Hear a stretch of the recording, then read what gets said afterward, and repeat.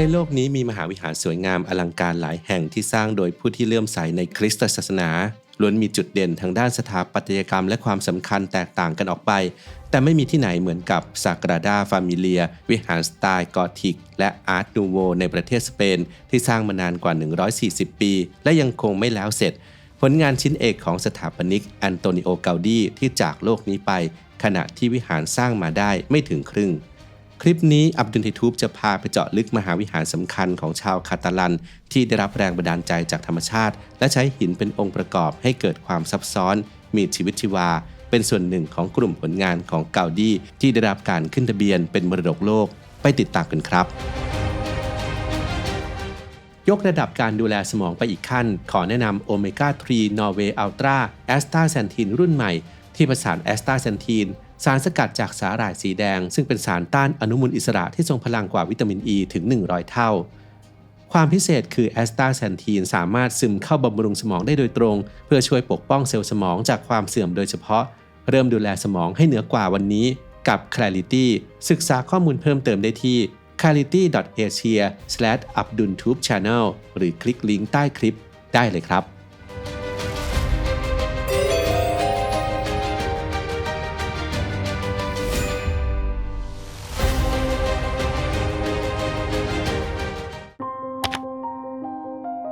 บาร์เซโลนาเมืองหลักของแคว้นกาตาลุญญาทางตะวันออกเฉียงเหนือของประเทศสเปนเป็นเมืองเก่าที่มีความเป็นมายาวนานก่อนที่จะเริ่มวางผังเมืองอย่างน่าทึ่งในช่วงกลางศตวรรษที่19หลังประชากรจำนวนมากอาศัยกันอยู่อย่างแออัดไม่ถูกสุขอนามัย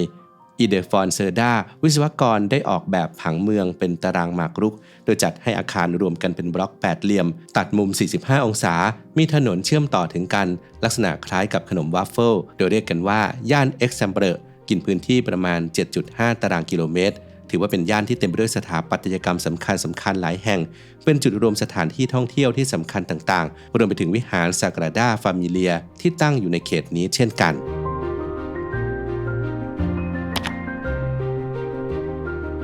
กลุ่มผู้ศรัทธาในนักบุญโยเซฟเป็นผู้ริเริ่มที่จะสร้างซากราดาฟามิเลียที่ชานเมืองบาร์เซโลนาขึ้นมาเพื่อถวายพระเกียรติแด่ครอบครัวของพระเยซูอันได้แก่พระแม่มารีพระเยซูและนักบุญโยเซฟจึงตั้งชื่อว่าซากราดาฟามิเลียเป็นศาสนสถานแห่งการไถ่บาปเพราะสร้างขึ้นจากเงินของประชาชนไม่ได้มาจากรัฐหรือศาสนาจักรโดยมีโจเซฟมาเรียโบคาเบลล่าเจ้าของสำนักพิมพ์หนังสือและหนังสือพิมพ์เป็นผู้ออกทุนเริ่มต้นให้เริ่มวางศิลาฤกษ์กันเมื่อ19มีนาคมปี1883โดยมีฟรานซิสโกเดอพอลล่าเดลวิลล่ารับหน้าที่เป็นสถาปนิกผู้ควบคุมแบบถัดจากนั้นเพียง1ปีก็เกิดความขัดแย้งกันขึ้น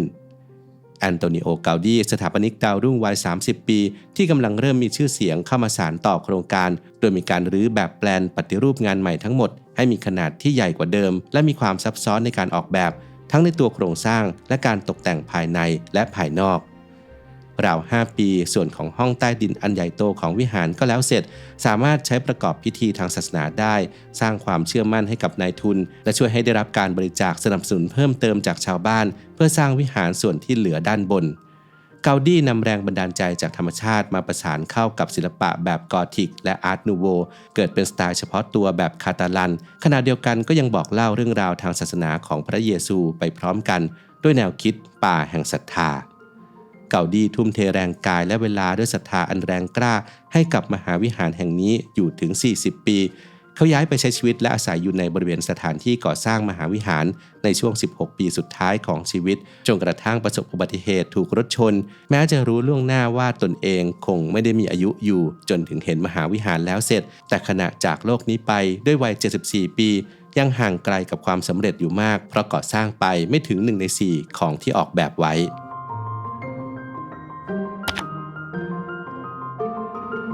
ความตั้งใจที่จะให้ที่นี่เป็นผลงานชิ้นเอกและชิ้นสุดท้ายทำให้เกาดีทำงานอย่างละเอียดและพิถีพิถันตั้งแต่โครงสร้างของอาคารเกาดีศึกษาแนวทางก่อสร้างด้วยการวางเสาหินบนเสาแบบกรีกและซุ้มโค้งแบบโรมันพัฒนานวัตกรรมแบบใหม่ขึ้นมาในยุคที่ยังไม่มีเครื่องคอมพิวเตอร์หรือระบบ3 มิติในการออกแบบเกาดีทดลองด้วยการใช้หลักการแรงดึงของเชือกและแรงอัดในโครงสร้างหินกลายมาเป็น Inverted Catenary Arch ซึ่งเป็นหลักการที่มีอยู่แล้วในธรรมชาติคือได้มาจากสายเชือกหรือโซ่ที่ห้อยตัว แต่เมื่อกลับหัวก็จะเกิดเป็นทรงโค้งที่สมบูรณ์ในการรับน้ำหนักตามหลักกลศาสตร์โดยไม่ต้องใช้เสาจำนวนมากเขาทดลองซ้ำแล้วซ้ำเล่าหลายต่อหลายครั้งเพื่อทำความเข้าใจและเพื่อให้แน่ใจมีการทำแบบจำลองขนาดเล็กขึ้นมาก่อนทำให้เห็นภาพที่ชัดเจนและสมจริงซากราดาฟามิเลียมีหอคอยรวมทั้งหมด18ยอด12ยอดแทน12อัครสาวก4นักบุญผู้เผยแพร่พระวรสารและอีก2ยอดสำหรับพระแม่มารีและหอคอยหลักสำหรับพระเยซูจะสูง170เมตร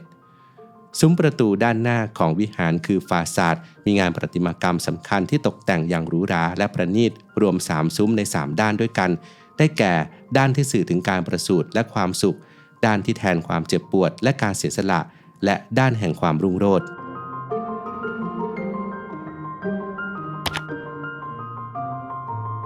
ความงดงามภายในตัวมหาวิหารก็น่าทึ่งไม่แพ้ภายนอกออกแบบเป็นป่าไม้หินด้วยเสาศูนย์กลาง36ต้นที่แยกออกเป็นกิ่งก้านเหมือนต้นไม้ที่รองรับเพดานสูงโครงสร้างของเสาแปลงรูปทรงฐานสี่เหลี่ยมให้กลายเป็นแปดเหลี่ยมและเกิดเป็นทรงกลมด้านบนเป็นมิติที่ดูเหมือนเกิดจากการหมุนผสมผสานรูปทรงเรขาคณิตตามแบบฉบับเฉพาะของเกาดี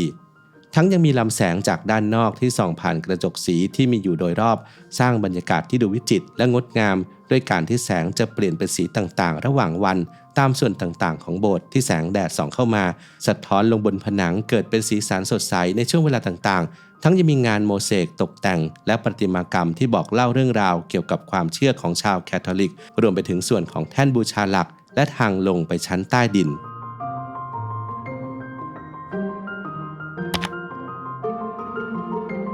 เกาดีจากโลกนี้ไปในปี 1926 โดยทิ้งมรดกไว้เป็นแบบแปลนโดยละเอียดของวิหารพร้อมกับแบบจำลองส่วนต่างๆเพื่อให้ผู้ที่มาสานต่อสามารถทำงานต่อไปได้แต่งานก่อสร้างต้องประสบกับอุปสรรคมากมายสงครามกลางเมืองของสเปนในปี 1936 ทำให้การก่อสร้างหยุดชะงักชิ้นงานต้นแบบดั้งเดิมของเกาดีถูกทำลายและต้องหาวัสดุก่อสร้างเช่นหินแบบอื่นมาทดแทนแบบเดิมที่ขาดแคลนโดยต้องมีคุณสมบัติที่ใกล้เคียงกับของเดิมมากที่สุดแต่ด้วยความอุตสาหะของทีมสถาปนิกวิศวกรและช่างหลายรุ่นผนวกกับความศรัทธาในคริสตศาสนาและเงินบริจาคของผู้มีจิตศรัทธาและนักท่องเที่ยวที่เข้ามาชมวิหารทำให้งานก่อสร้างก็ยังดำเนินมาได้ประกอบกับการเวลาที่เปลี่ยนไปเทคโนโลยีที่ทันสมัยทั้งการตัดหินงานโครงสร้างและการออกแบบ3มิติทำให้ทุกอย่างยังคงดำเนินงานต่อมาได้แม้ตัววิหารยังไม่แล้วเสร็จสมบูรณ์ผู้คนก็ต่างพากันกล่าวขานถึงความงดงามและยกย่องให้เป็นหนึ่งในมหาวิหารที่สวยงามที่สุดและสูงที่สุดในโลกรวมไปถึงยูเนสโกที่ขึ้นทะเบียนเป็นมรดกโลกในปี 2005 ในส่วนของซุ้มประตูและห้องใต้ดินของมหาวิหารซากราดาฟามิเลียพร้อมกันกับผลงานอื่นๆของเกาดีอาทิปาร์คกูเอลที่ไม่ได้เป็นเพียงแค่สวนแต่ยังเคยเป็นบ้านเป็นโบสถ์และพิพิธภัณฑ์ตกแต่งด้วยกระเบื้องโมเสกหลากสีบ่งบอกตัวตนของเกาดีได้อย่างชัดเจนตลอดจนคาซาบัตโยบ้านที่ดูเหมือนหลุดออกมาจากเทพนิยายรูปทรงโค้งมนและโมเสกสไตล์เกาดีที่ดูล้ำสมัยมาตั้งแต่เมื่อกว่า100 ปีก่อน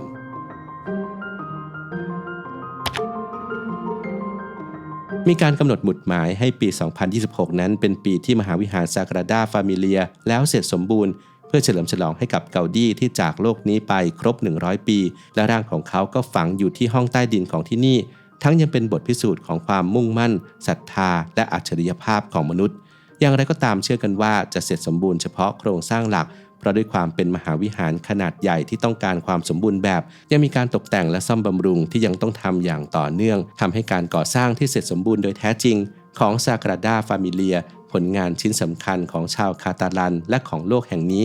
อาจต้องเป็นงานที่ต้องดำเนินต่อไปชาวอับดุลเฮทูบมีใครเคยไปเยือนที่ซากราดาฟามิเลียหรือเคยพบเห็นงานอื่นๆของเกาดีมาแล้วบ้างลองแบ่งปันประสบการณ์กันในความเห็นได้เลยนะครับ